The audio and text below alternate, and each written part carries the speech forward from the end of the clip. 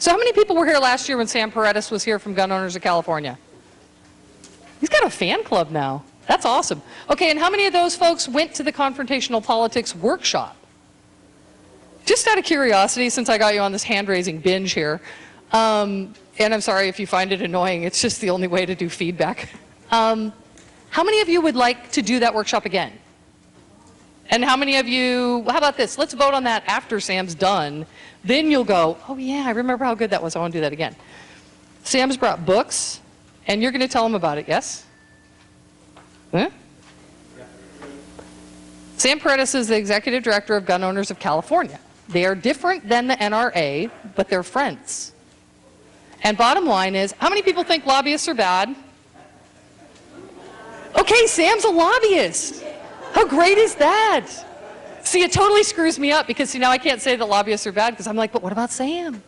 See, so if you have somebody really good, who's very good at being a lobbyist, who lobbies for something that you want, like, say, your Second Amendment rights, anybody noticing that those are always kind of hanging in the balance? Yeah, then you want somebody good doing the job. So that's what Sam does. Tell him about being a lobbyist too. You never tell us about that. It's always like secret. You turn off your phone so I can't text you? You have your own microphone? I do. Hey, so how about a little preliminary clapping?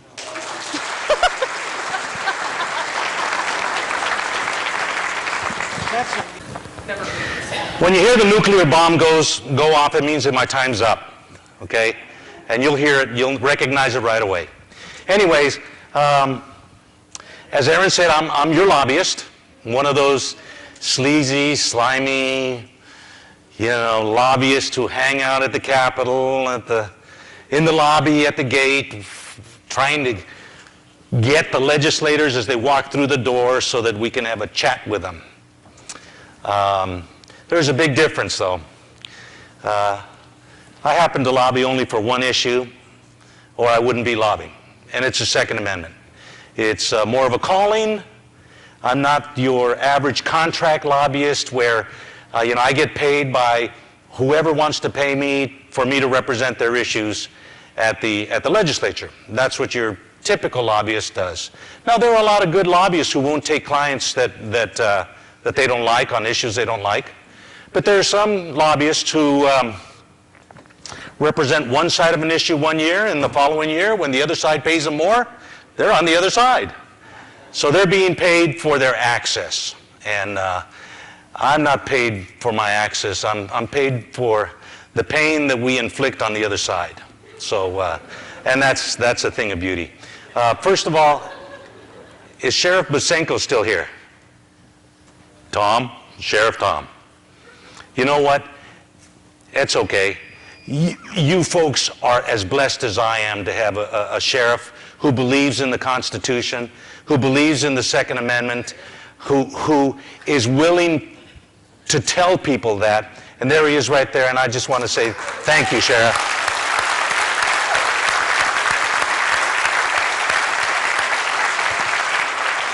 There are only a few sheriffs in the state. Well, there's more and more of them, but only a few of them that I get goosebumps when I talk to them, because I just think, oh, if we had more guys just like this running every sheriff's department in the state of California, we wouldn't have any problems. All the crooks would be off the street. All law-abiding citizens would be able to protect themselves with their own guns, and life would be good. But unfortunately, the state legislature sees fit to make life difficult on good sheriffs like Sheriff Busenko and Sheriff DeAgostini in El Dorado County, where I live, and some others. And that's just the way it is. And that's why we need to support them. We need to pray for them. We need to be there when they need help, as they fight for the resources that they need in order to keep our streets safe. So thank you, Sheriff.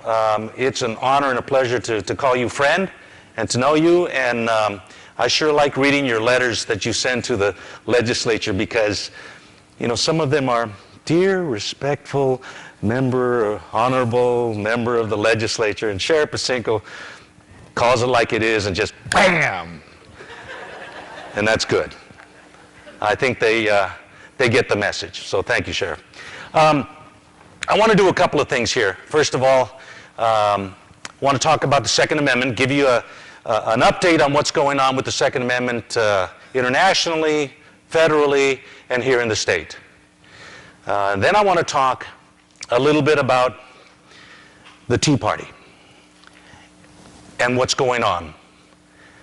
And at the end, just a couple of minutes on some things on confrontational politics and what we can do to grow. So first of all, let's talk about the Second Amendment. How many have heard of the UN Small Arms Treaty? Whew. I love it.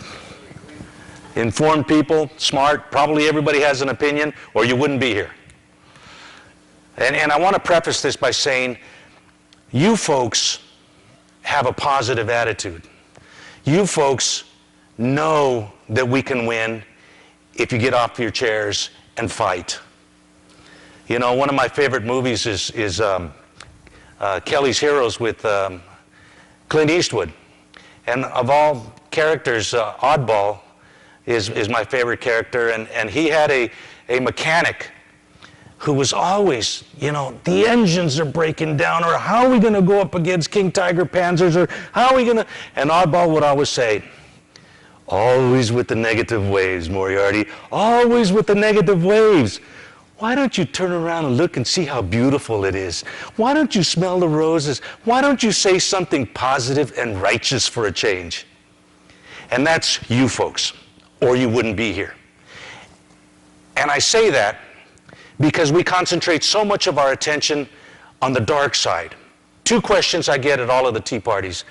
Number one is, Sam, we get all this bad news. We get Agenda 21. We get everything. It's all bad news. It's all bad news. Come on, we need to... Is there any light out there? And there is a lot of light out there. And we're going to talk about that. But on the UN Small Arms Treaty, I think the last time I came to talk with you was last year. I came a couple of times and gave you an update on what was going on. Well, I'm here to tell you that between then and now, almost nothing has happened of any real significance on the UN Small Arms Treaty. Yeah, we hear news about them doing some studies. We hear news about Secretary of State Hillary Rodham Clinton signing, you know, initialing progress on that thing and saying that the United States is in support of this. But what you haven't heard probably is that folks like the National Rifle Association has actually stood up before the UN and said that this is an assault on our sovereign rights and our Second Amendment. Progress has actually been kind of moving. Well, let me put it this way. If you like to watch molasses move on a flat table as you pour it out, that's about what it looks like. They're not going to finish with any sort of a real product, maybe until the end of this year, and then vote on something next year. At least that's their timetable right now. The big thing is that because of the Tea Party, and because of the victories that we gained in the United States Senate last year, not quite a majority, but enough, there is no way in HE double hockey sticks that the United States Senate would vote to ratify the UN Small Arms Treaty. And it's largely thanks to the Tea Parties. There are enough flame-throwing, flag-waving, grenade-launching patriots in the United States Senate who are putting the fear of the good Lord into some of their weaker-kneed brethren in the United States Senate who happen to represent rural states and happen to have a D behind them, who know that if they were to vote to ratify the UN Small Arms Treaty, they would never be elected to anything, including dog catcher, ever again. As a matter of fact, they'd probably be run out of the state on a rail. So that's a really good thing. Really, that's all we have to talk about internationally on gun control. Federally, well, no matter how hard they try, they sponsor all of these anti-gun bills. Bills to ban normal capacity magazines that they call high capacity magazines. You know, if a magazine was first designed as a 20 or 30 or 40 round magazine, And that's the way they were built. That's what it is. That's normal capacity. Well, they want reduced capacity magazines for all of us law-abiding citizens. They want us to have nothing more than 10-round magazines. Well, they sponsor all of these bills, and the Obama administration has basically given up the ghost and said we couldn't pass a gun control bill through this Congress if our lives depended on it right now.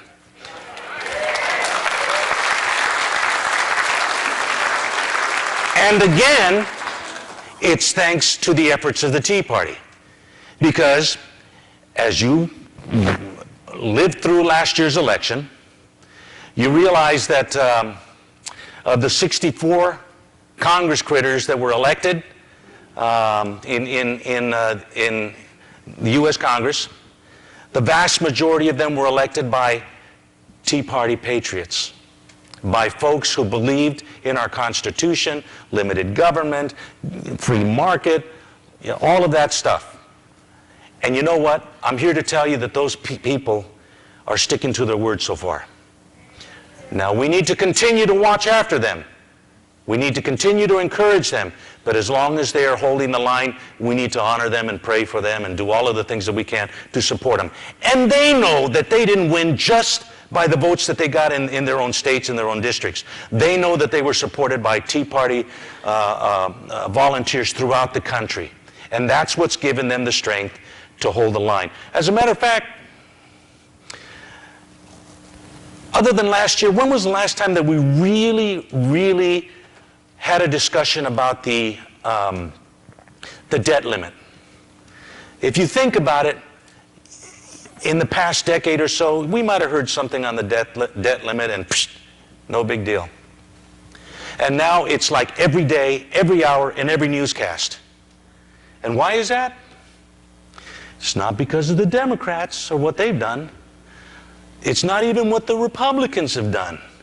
It's what the Tea Party has done to bring that to the national forefront and to give the will to those who look at the Tea Party folks as a significant part of their base, mainly Republicans, who are fighting that issue now like never before.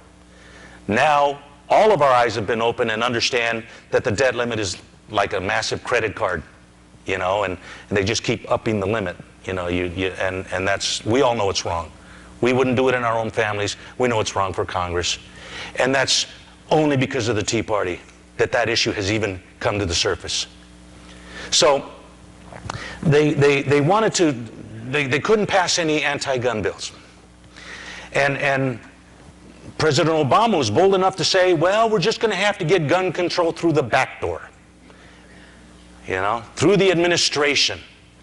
And I'm here to tell you that they're trying really hard. The BATFE, that's the Bureau of Alcohol, Tobacco, and Firearms and Explosives, they are promulgating new rules that are making it more difficult for law-abiding dealers in the southern states, in particular those states that border on Mexico.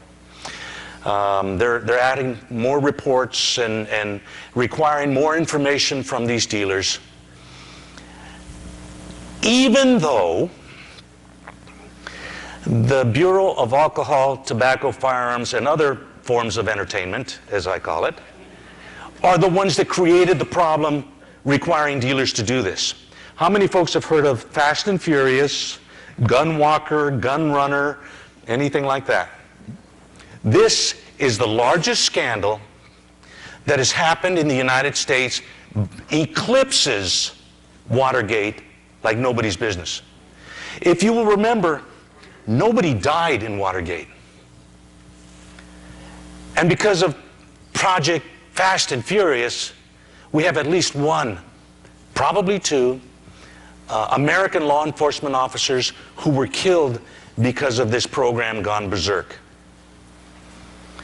So, if you're not familiar with it, here's a program where law-abiding, understand this, no gun dealers in any of the border states with Mexico have been charged or arrested or anything, blamed in any way, shape, or form for selling guns to members of the drug cartels in Mexico. As a matter of fact, every time somebody walked into their gun store and said, I'd like to buy that SKS and that AK-47 and that AR-15, you might as well throw in 6 of those AR-15s. These dealers reported it like they're supposed to the BATFE. They reported it, and they said, we think that these people are drug cartel people. We have a problem with this. BATFE said, don't worry about it. We'll take care of it. We're going to watch them, and we're going to trace this all the way back to see who the real bad guys are, not just the gun purchasers. Well, as you know, they lost track. They have admitted to approximately 2,500 firearms, what they call assault weapons, that have been sold to drug cartel members, that have gone across the border to Mexico and have been used against the Mexican Army, Mexican law enforcement officials, and American law enforcement officers. An absolute... Oh, they forgot to mention it to the Mexican government that they had this operation going on. Oops. Big problems. You know what the Mexican government did? And let me tell you, you folks know who've heard me before, I'm proud to be from East LA, and now proud that I'm from El Dorado County. But I'm the first one to tell you that the Mexican government has every right to be mad up to here. No matter how corrupt that government is, how many problems they have, and they are legend.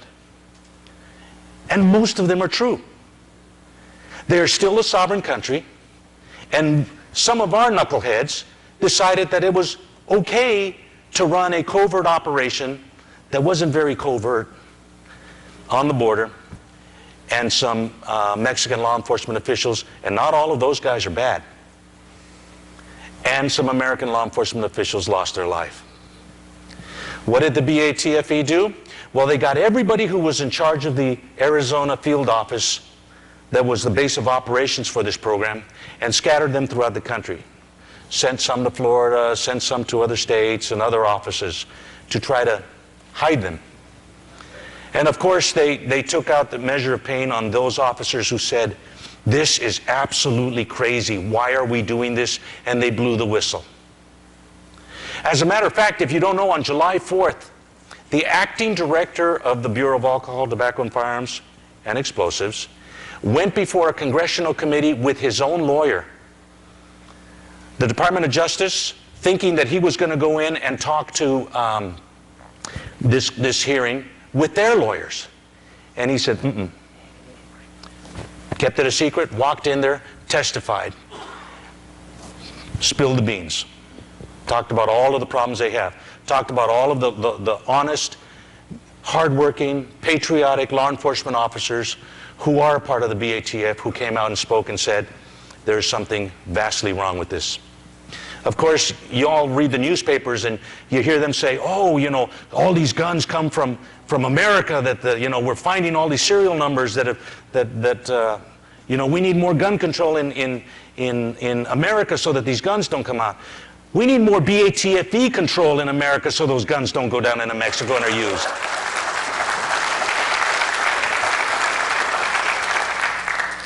Well, this whole scandal is continuing to unfold. It's got legs to the point that the media,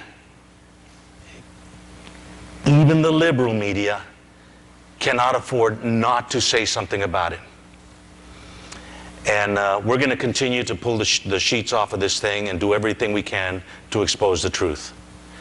The last thing we actually heard was that the BATFE was trying to identify drug cartel members in Mexico that the Department of the DEA and the FBI had already identified. Now, mind you, in Washington, D.C., they have offices where they have a corridor, and all three agencies have offices in this corridor, and they don't talk to each other. So, unfortunately, because of this misguided operation, American blood was spilled.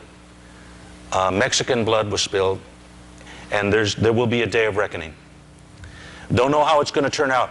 In my perfect world, the BATFE would become the Bureau of Alcohol, Tobacco, and Fun Parties with a lot of entertainment, and they would leave the firearms stuff to another law enforcement agency. And that would be a good thing. They have lost the moral high ground to operate in this area as far as we're concerned, and we'll see what happens. So just keep your eyes open. That's what's happening federally. And afterwards, if anybody has any questions, I'll be happy to answer them. Here in the state, as you well know, we've got 5 really bad bills that we're fighting.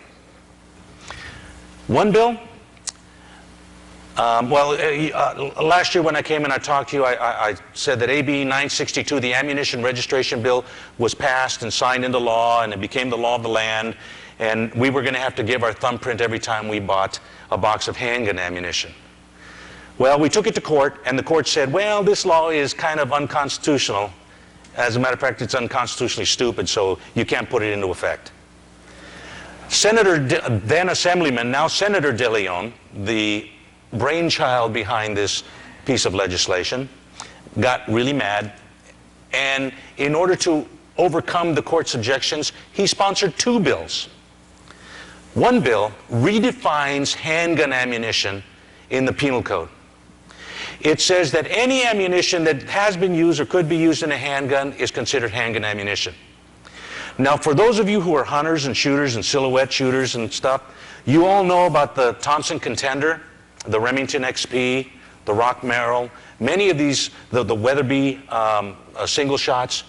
These are pistols used for hunting and competition. Not now. That's not the nuclear bomb.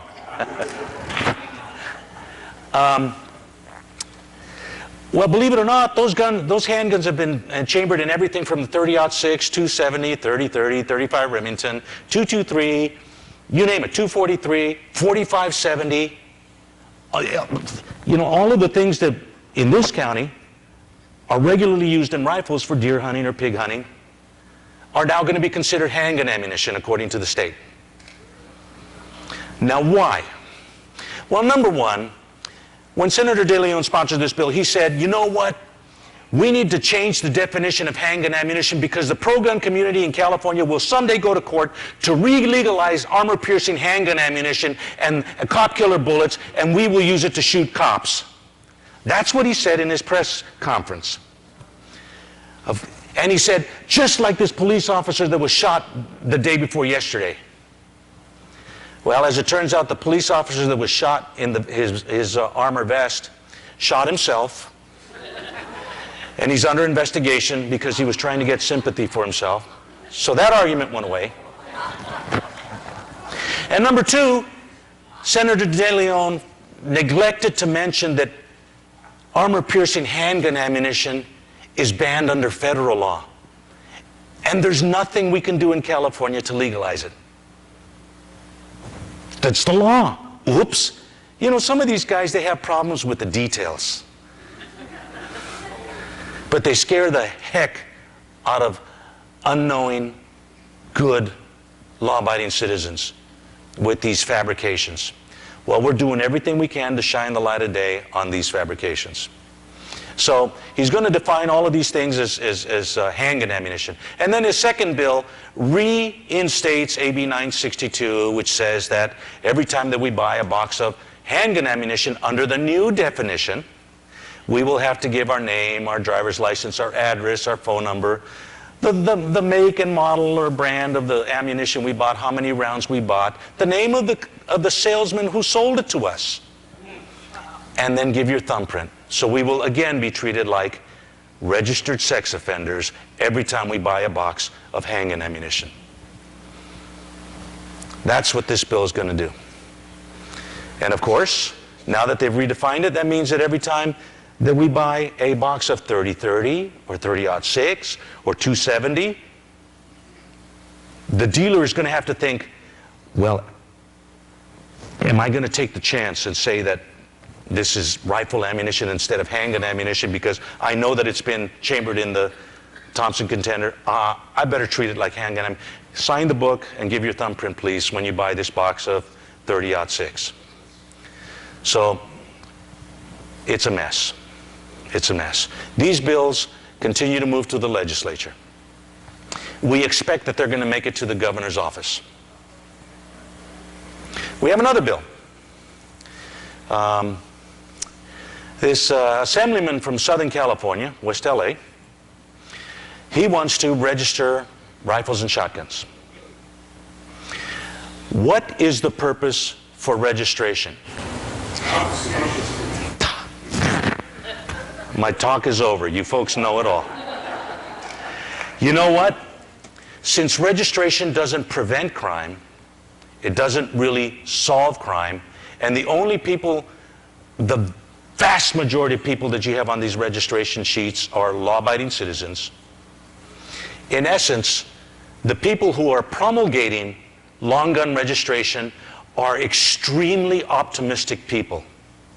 Even though the United States Supreme Court continues to kick them in the tail on the Second Amendment with rulings like Heller, like McDonald, like other rulings that are starting to come out now that say that the Second Amendment is an individual right and you can't infringe it.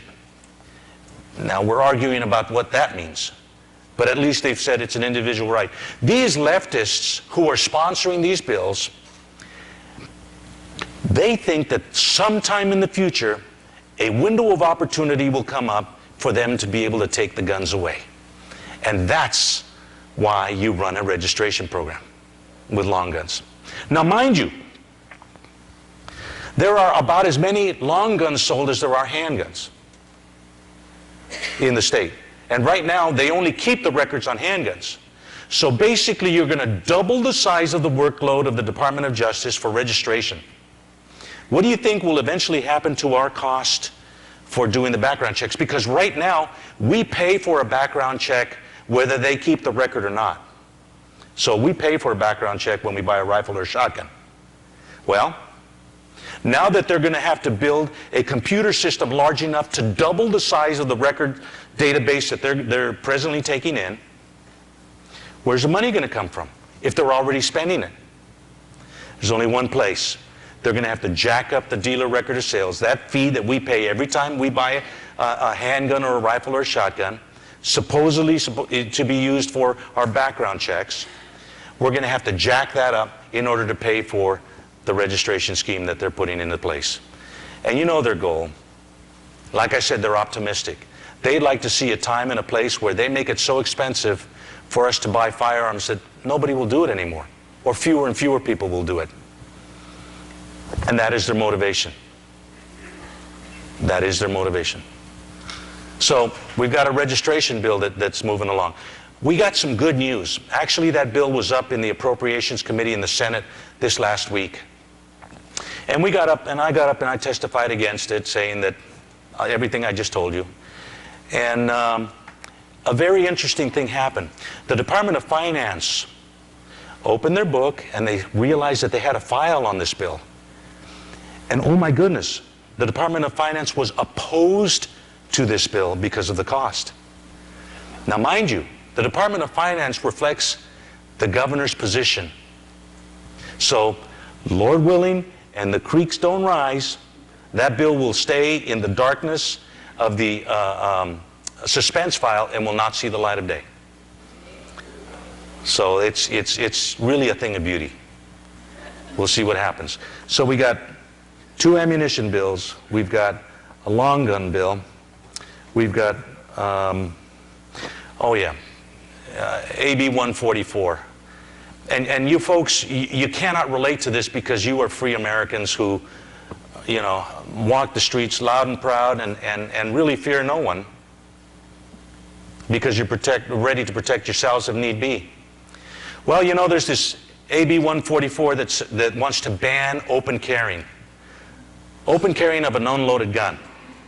Since the state of California became a state, you've had the right to carry a gun in public, if you didn't know that. Up until 1967, it could be loaded. But now, even though we don't like it, the law says that you can carry a gun but it has to be unloaded. Nothing prevents you from keeping speed loaders over here or magazines. And with a little bit of practice, it's amazing how you can be ready to go when necessary. With a little bit of practice. And some people will say, yeah, a loaded gun is nothing more than a rock. An unloaded gun is nothing more than a rock. Practice makes that a lot less so. But you know what? This legislator, Assemblyman Portantino from Los Angeles area, thinks that people are scared to see a gun in public. Anytime they see a gun, they panic. They don't want to expose their kids to guns. They don't want to see the guns. They don't want to, obviously it's a criminal if they're carrying a gun. And they're going to commit some sort of an atrocity. So they want to ban that. They have a problem, though. The Heller decision and the McDonald decision that said that the right to keep and bear arms shall not be infringed was based around a lawsuit against keeping a firearm in the home. And that's what the ruling concentrated on. But that wasn't it. Justice Scalia said that we're going to have to come to grips with carrying a gun in public because the Second Amendment says the right to keep and bear arms. And it wasn't just bear arms in your home. It was out in public. So there's a lawsuit in San Diego County going on right now. Actually, it's on hold.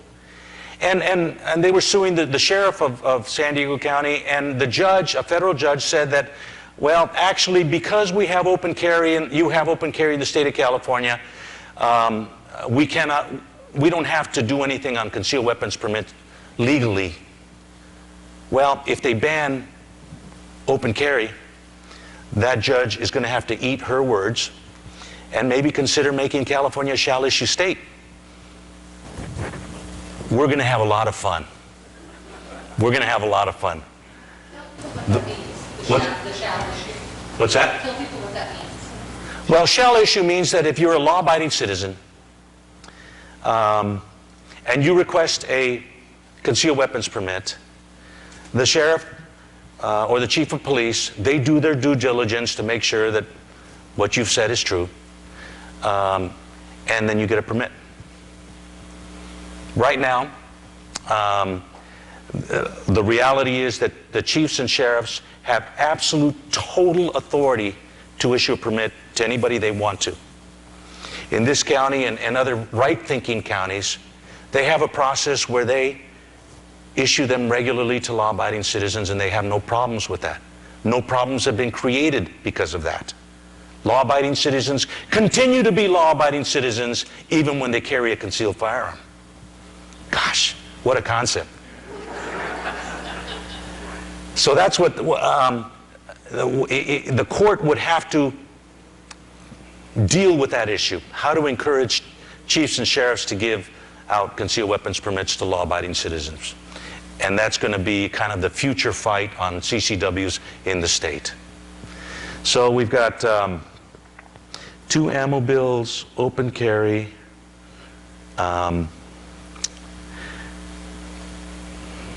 long guns, and the last one, which, the numbers, they just kind of go through your head and they go whoosh. Yeah, I'll think about it. Here's what's happening though. All of the BB guns, there you go, thank you. The state legislature, in its infinite wisdom, again, Senator De Leon, wrote a bill that said we want to paint all BB guns, all pellet guns, they had to be brightly colored, like toy guns. And all airsoft guns, which are toy guns. Of course, he didn't include paintball guns because his buddy, former assemblyman and former speaker Nunez down in Los Angeles, was the lobbyist for the paint gun industry. So they kind of cut them out. And what they said is they wanted all of these guns to have brightly colored paint on them. Here was the argument.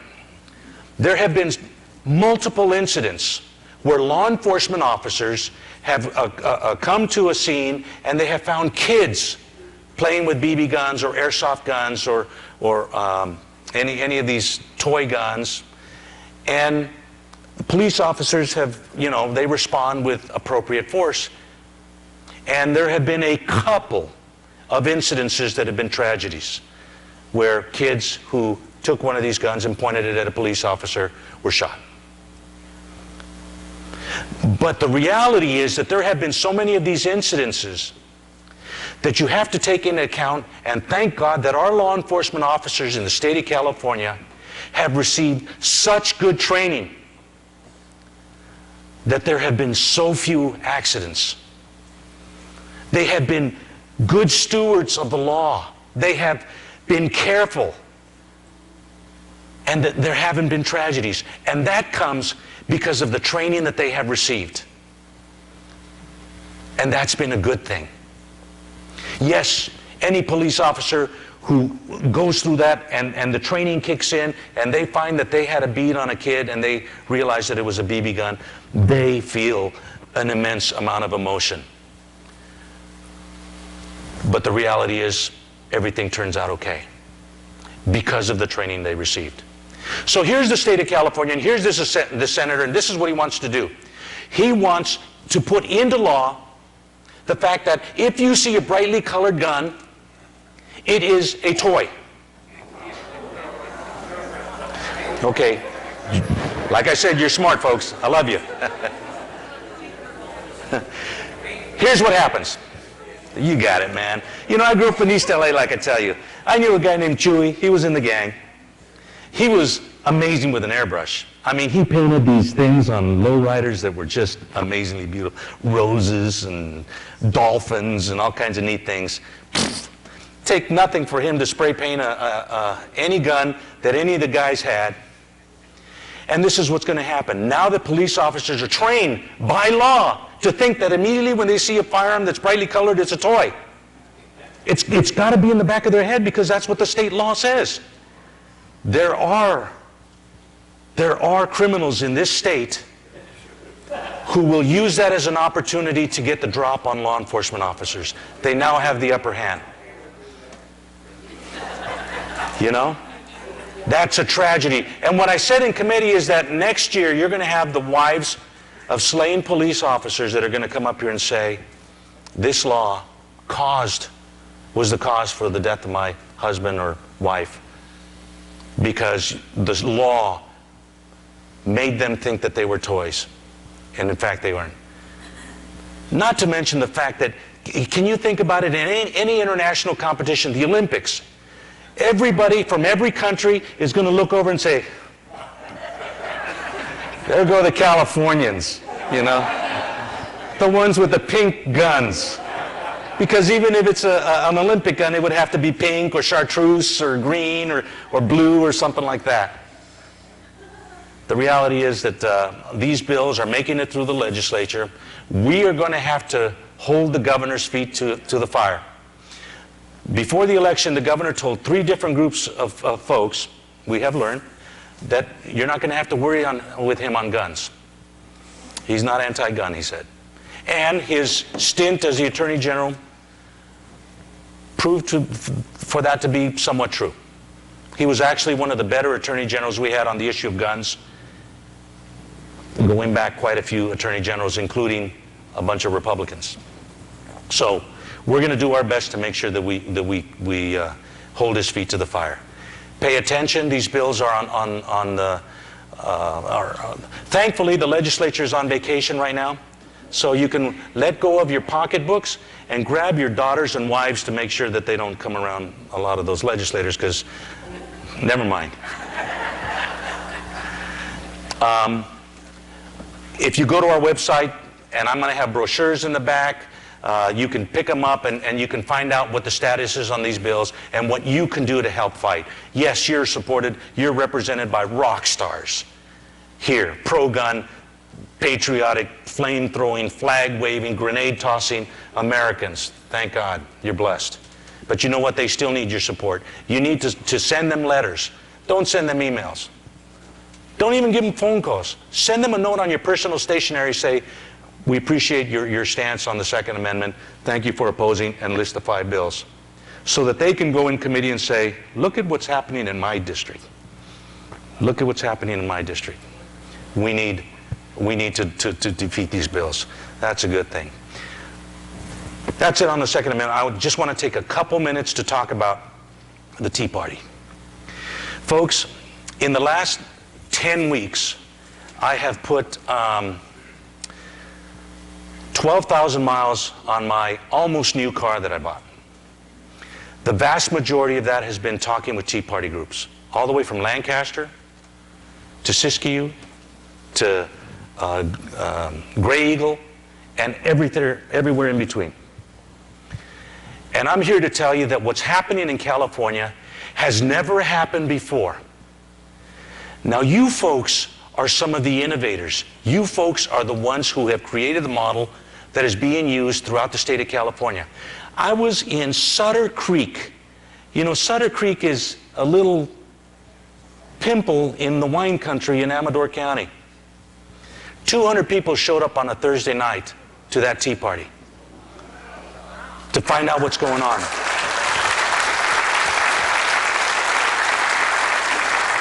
I was in Gray Eagle on a Saturday night.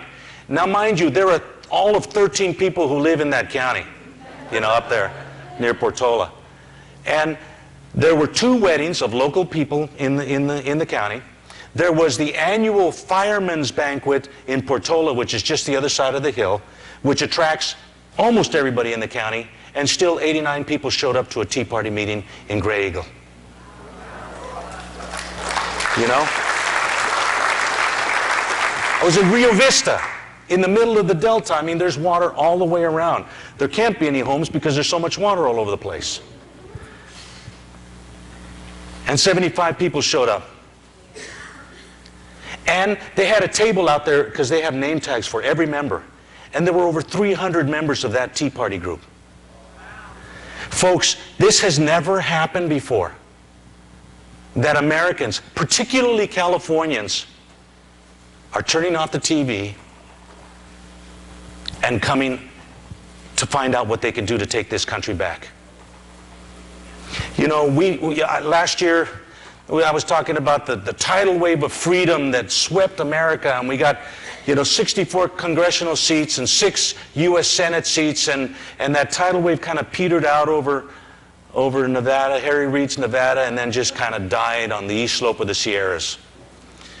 And we were stuck here behind the razor wire in a liberal prison camp. It's kind of the way we feel, isn't it? Let me tell you, it isn't going to be that way forever.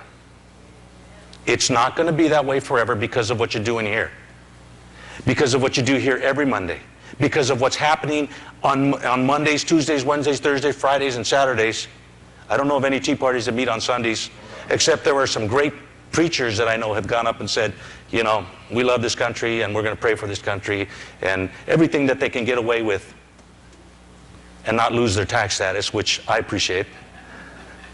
Of people that are getting together to learn. Now, some of you people, this is one of the other questions I always get. First, everybody has bad news. The other question I get is, how do we grow? We need more people in here. We need this place full. How do we get young people in? Every place they ask me that question, I see young people that are in the crowd. You know? They're getting them. But let me tell you this, the other half of that question is, those young people probably vote. The vast majority of young people aren't voting. And if they're not voting, the reality is they don't matter. Right now we need to get the people that are voting, that are making a difference, and we need to get those people here. Now, does that mean that we go down the street and we collect are you a voter, are you a voter, are you a voter, come on, and we drag them by the shirt tails and bring them in here? No. As a matter of fact, I'm sure that a lot of people are uncomfortable talking to people about, you know, inviting them to come to a meeting, or talking to them about the political issues, or some people don't feel like they have the expertise to be able to argue successfully some of the issues, whether it's immigration or gun control or taxes or the life issue or constitutional, constitutionally limited government, and you don't feel you have the strength to be able to argue these things. I'm going to share something with you, and I'm going to relieve the pressure I'm going to take it off your shoulders. This is how you do it. It's a biblical principle. It's called the mustard seed. You all know the mustard seed. It's that little teeny, tiny little seed that once it gets planted, it starts to grow. And it's a little plant, single plant. And then all of a sudden it starts to duplicate. And then it's a little bush. And you turn around and a couple of rains come by you. And you look and you see that the whole valley is filled with mustard flowers. And it's just growing geometrically. That's what's happening with the Tea Party movement. When was the last time you heard commentators on TV say, well, this is what the Republicans are saying about the issue? That's the bomb. And this is what the Democrats are saying about the issue. And more, you're hearing, and what does the Tea Party have to say about this issue? You hearing that? You noticing that? That's all about you, folks. That's all about you. But here's the secret. You know, every time you go out in public or at home with a family member, you know, a family gathering, and you hear somebody say, gosh, the taxes are killing me, or I'm afraid they're going to come take our guns away, or immigration is just such a horrible issue, and you find out that somebody has one of those hot button issues that they're vocalizing, if they're vocalizing, that means that they're really thinking about it. So when you're at the gas station or at the grocery store or the laundromat or picking up the kids from school or Thanksgiving dinner or family reunion or something, you hear somebody say something like that, this is all you have to do, is you say, hey, you know what? We have a bunch of people getting together every Monday on Bonneville Road at the Baptist Church to talk about these things. We have people who tell us what's going on and to teach us what we can do to fight back. Why don't you come? And then leave it at that. You know what our tendency is, some of you more brave people who have been studying the subject for a long time, somebody says, I'm tired of the taxes and you know, I can't afford it anymore. Your tendency is to walk up to them and say, you know what?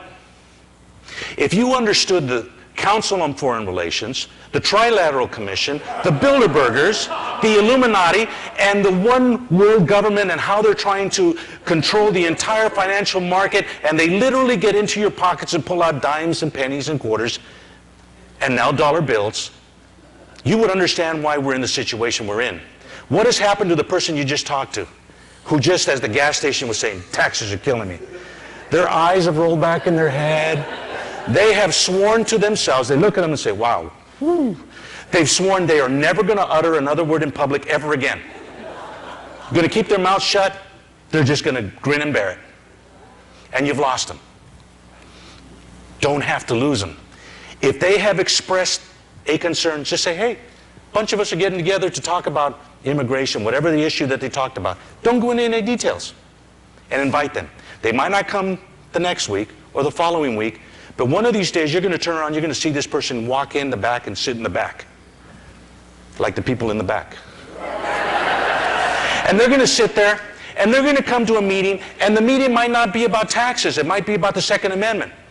Or it might be about Agenda 21. Or it might be about redistricting.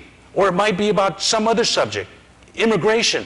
And they're going to sit there, and they're going to listen because they came. And they're going to realize, oh, in the finest Christian sense, crap, I agree with these people on this too. And you created another hot button issue for them with a little bit of education, and all you did was invited them. Now understand that this is happening organically right now. And if we do it with intentionality, we will double and triple the size of the Tea Party movement in California. And with that, there is no election that we will not be able to win.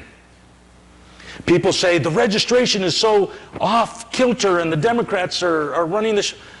Let's talk about New Jersey.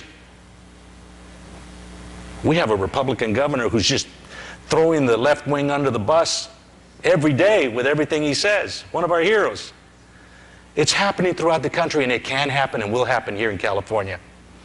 We have everybody here, Republicans, Democrats, Libertarians, Constitutional Party, Peace and Freakies, lots of different folks come.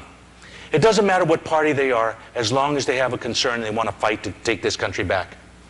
Then we can come and present plans on how we can do that specifically, how we can encourage our legislators, how we can fight in elections, what we can do.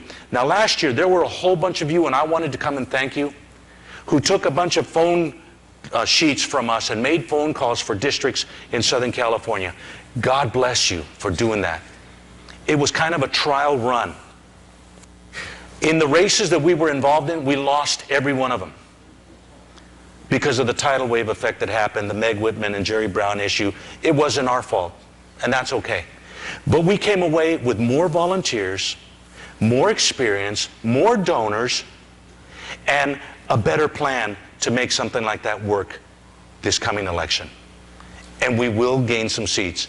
We've been talking about redistricting. There are a lot of opportunities that are going to present themselves. Lots of them. And don't be surprised if as the Tea Party grows in California, you have conservative, pro-Constitution. Well, you know what? In California, if you've ever seen the Constitution, it's about that thick.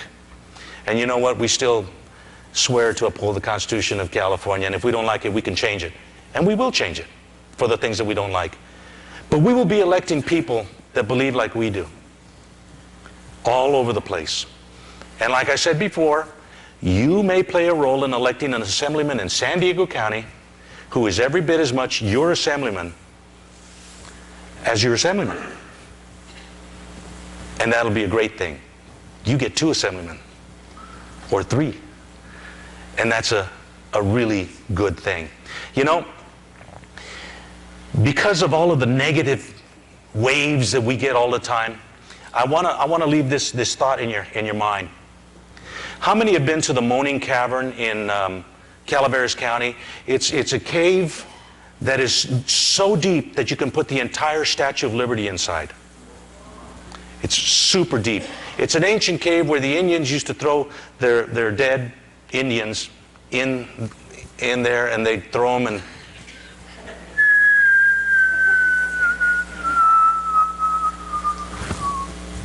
boom. Wow, that's a long way down. And they said that in Indian. And now you can go into that cavern 2 ways. One is they have a rope, that top hole that goes all the way down, and you can free rappel all the way down. Not this Mexican.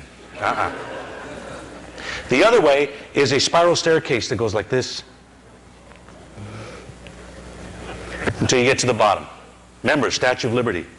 And then you go down there and they show you all of these beautiful things, stalactites and stalagmites and pools of iridescent water and caverns that have been uncovered by the last rains and where the bones used to land for all the Indians and all of this stuff. And sure enough, there's always a joker. One of the guides is always a joker, and he turns off the lights. And it is so pitch black in there, so dark, that if you strain to look for light, in 15 minutes you can literally detach your retinas. And it has happened many times that in 45 minutes in that kind of a dark environment, you can literally go crazy. Literally go crazy. It's the truth. And you know, it's so dark, I'm reaching to find the guy because I'm going to wring his neck if he doesn't turn that light on, you know? And then the guy lights a match. And for a second, everybody who's down there, their eyes get all blinded by the flare of the match. And then you wait just a couple seconds. Your eyes adjust. And then you realize that you can see everything in the room. You can see the stalactites and the stalagmites and the pools and the bones area. You can see all of the people in there. Really cool shadows too, from one light. The light pushes away the darkness, and there's nothing the darkness can do about it. And that is what the Tea Party is doing in the state of California and throughout this country. We are pushing the darkness back one lit match at a time. And you are part of that. So if you were like me when I was a kid and I had to go to work, and I'll admit that I worked at Dodger Stadium, you're either going to love me or hate me. But you know what? The example here is that, you know, oh gosh, I got to go to work.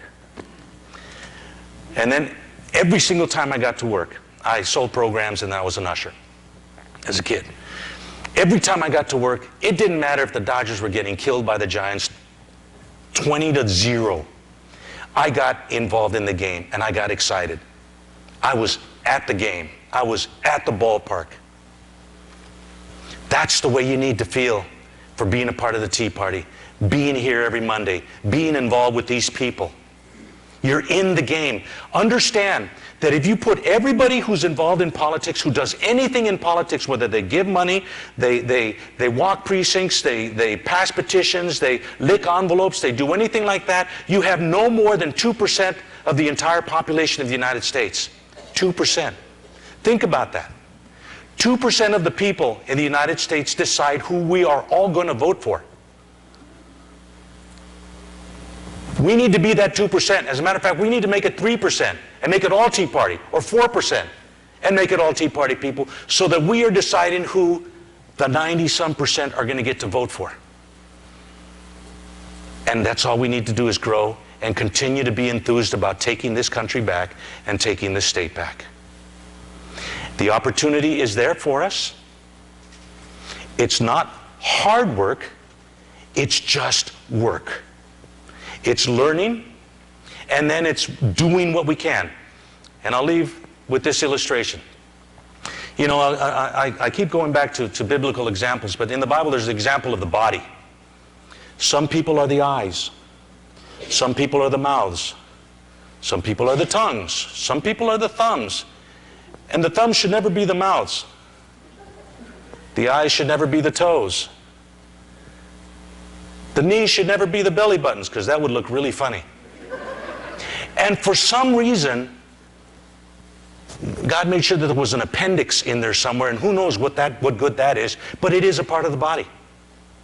So we all need to do whatever we are gifted to do to fight for our country. Fight for our state, whether it's licking stamps, whether it's walking precincts, whether it's talking, knocking and talking on doors, whether it's standing on a street corner with signs, whether it's just inviting people to come, whether it's writing a check to a candidate to help elect them and bring them to office. We all have to do what we can do and not try to do things that we're not meant to do. If we all do that, we will all work unified, and we will take this country back, and we will take the state back. How many people just heard the latest survey? Any Republican other than Obama, and who would win next year or today? Any Republican would. We have a great opportunity before us. There is going to be potentially a perfect political storm for us to be able to fight in. President Obama continues to take the economy down the toilet. He continues to lose support, and we may have the chance to take advantage of that. If we are not ready to step in and fight, then that opportunity will just blow by us. But if we're ready to go, we will be able to win. And I'm proud to be able to share with you and to encourage you and let you know that there are Tea Party groups all over the state of California that look to this group with, gosh, I wish we were like those guys. And they are. They're learning from you folks, the example that you provide. So continue to come, continue to support, continue to learn, and be prepared to put boots on the ground when the time comes. Are there any questions I can answer about guns or politics? Really quickly, I don't want to take any time. Right here and right here. Who do we support? There are so many groups wanting our money. That's the great answer. Who do we support? Everybody always asks, everybody wants our money. Here's the answer. Pick one or two organizations that are doing what you want to have done, the way you want to have done, And don't feel bad about not supporting anyone else. And when you support them, as long as you support them with like the cost of a box of ammunition every year, you know, $25 to $35 a year, you're doing your job to support. If you can give more, great. If you buy reloaded ammunition because that's what you can afford and you spend $10 or $15 and you support that group with that, that's it. Do not feel guilty. Support those organizations that are doing what you want to have done, the way you want to have it done, and just pick a couple and concentrate on them. If you do that, that's all you need to do. It'll be amazing. Right here, sir? Some of these guys, the cartels, how high up the American government do you think that goes? Oh, I think that it goes probably to the White House, and we'll see. The question was, how high does the Fast and Furious scandal go up to the top? You know, they don't do an international program like that that doesn't come from authorities from the White House. What's that? Eric Holder at least. There you go. Yes, ma'am. I've got AB 809, if you're writing them down, SB 427, SB 124, AB 144, and the BB gun bill is the one that always gets me. It's like AB, SB, I'll get it for you after the thing. The numbers just run together. Over here and then over here. Yes, sir. I enjoyed a little while ago what you were saying about the Tea Party and everything like that. And I just want to show everybody here something that I've been able to do by having this hat and having my... There you go.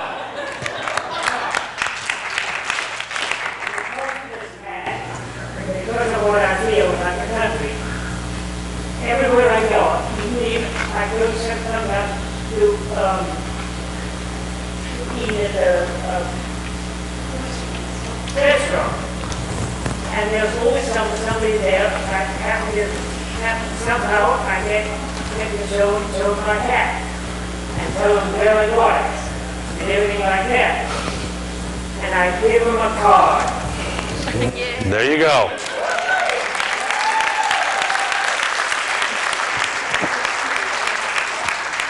Thank you.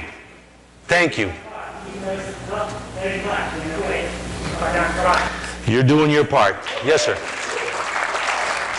How far it went, I know Homeland Security was well aware of the Fast and Furious before it ever moved. Yeah, you know what? We're going to find out all the truth.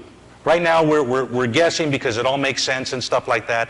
All of this is going to be encumbered, and Lord willing, somebody's going to pay. And they're going to pay with dire consequences, and we're going to make sure that that happens all the way. So. Also, about the other point, the one world order or whatever is backing a lot of these people that are trying to pass the Second Amendment laws that know these laws are wrong. And even if they do run us out of money, they don't run us out of will. They're not. Let me put this way. He was saying that with the one world order, we know that they're back and they're the ones who are proposing a lot of the bad things that are going on. And let me put it to you this way. We can either sit around and find out all of the members of the Council on Foreign Relations and find out who they work for and what they do, or we can say, we know that the Council on Foreign Relations is a bad thing. Now we're going to do something about it. Instead of sitting down and looking and drawing the lines and stuff like that, we're involved in organizations and activities where they're the ones drawing lines to us to find out what it is that we're doing to defeat them and to thwart what they're trying to do. So we know who the bad characters are. We just need to start fighting back. Okay? Yes? I was wondering if you could remind us what date is for the banquet. Yes, thank you. On August 19th, my wedding anniversary night, I want to invite you to share it with me. In Reading, we're having, at the fairgrounds, we're having our annual Gun Owners of California banquet. And it's not cheap. It's $70 per person, $110 per couple. And we have auctions and raffles and all kinds of fun stuff. It is the best prime rib dinner you will ever have anywhere. It's awesome. And that would help us to continue to do what we do. I want to invite you to enjoy my anniversary with me. And I've got flyers in the back for you to pick up on the way out if you'd like it. What's that? Flyers right here. I got business cards. If anybody wants to participate or learn about confrontational politics and figure out how to defeat the other side, I know a lot of you folks I recognize who sat through 4 to 6 hours with me yakking at you. This book, Confrontational Politics, I had it reprinted. It's now in larger print, a little easier to read. And it's $6. That's what it costs us to publish. All we want to do is continue to roll that over. And I've got your brochures and my business cards. And if ever anybody has a question on the Second Amendment or a gun law or something like that, take one of my business cards. Send me an email or call me on my cell phone and ask. And I will respond to you. Just say, hey, I'm a member of the Reading Tea Party, and I will stand up and salute and respond. Folks, thank you very much. Enjoy the rest of the meeting. There's more stuff to do, so don't go away. God bless you, and